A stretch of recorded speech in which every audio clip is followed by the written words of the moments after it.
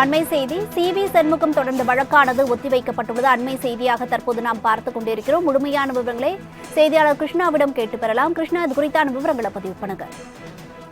வணக்கம். 12 மணி நேர வேலை நேரம் குறித்த தமிழக அரசின் சட்ட திருத்தம் வெளி மாநில தொழிலாளர்கள் தமிழ்நாட்டை விட்டு வெளியேறியது, கஞ்சா புழக்கம், மதுபான விற்பனை ஆகியவை தொடர்பாக நடைபெற்ற போராட்டங்கள் தொடர்பாக தமிழக அரசையும் தமிழக முதல்வர் மு.க.ஸ்டாலின் ஆகியோரை விமர்சித்தும் சி.வி. சண்முகம் பேசியிருந்தார்.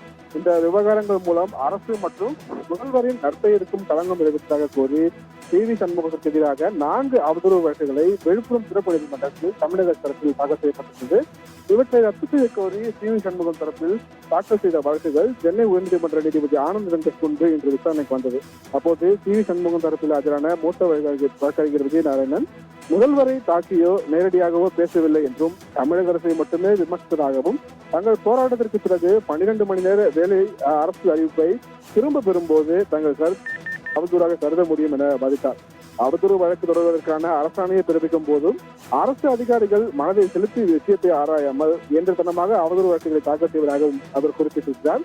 அப்போது நீதிபதி அரசை விமர்சித்த அதே வேளையில் முதல்வர் பெயரையும் குறிப்பிட்டு விமர்சித்ததாக கூறுவதுதானே என்று அது அவதூறு வழக்கு ஆவணங்களில் உள்ளது என சி.வி. சண்முகம் தரப்புக்கு கேள்வி எழுப்பப்பட்டது. அரசு தலைமை வழக்கறிஞர் பி.எஸ். ராமநாதராகி கஞ்சா அரசு, டாஸ்மாக் அரசு, தாலியை பிடித்து இழுக்கும் அரசு, கஞ்சா முதல்வர், தமிழகத்தில் மாணவர்கள் கூட்டு வழக்கு தான் நடக்கிறது என சி.வி. சண்முகம் பேசியுள்ளதாக குறிப்பிட்டு அரசின் மீதும் முதல்வரின் மீதும் நேரடியாக தாக்குதல் நடத்தியுள்ள நிலையில் எப்படி அவதூறு கருத்து இல்லை என்று குறிப்பிட முடியும் என்று தலைமை வழக்கறிஞர் கேள்வி எழுப்பினார். இவ்வாறாக இருதரப்பு வாதங்களையும் கேட்ட நீதிபதி 4 வழக்குகளின் மீதான தீர்ப்பை தேதி குறிப்பிடாமல் தள்ளி வைத்து உத்தரவிட்டிருக்கிறார். வரண்யா,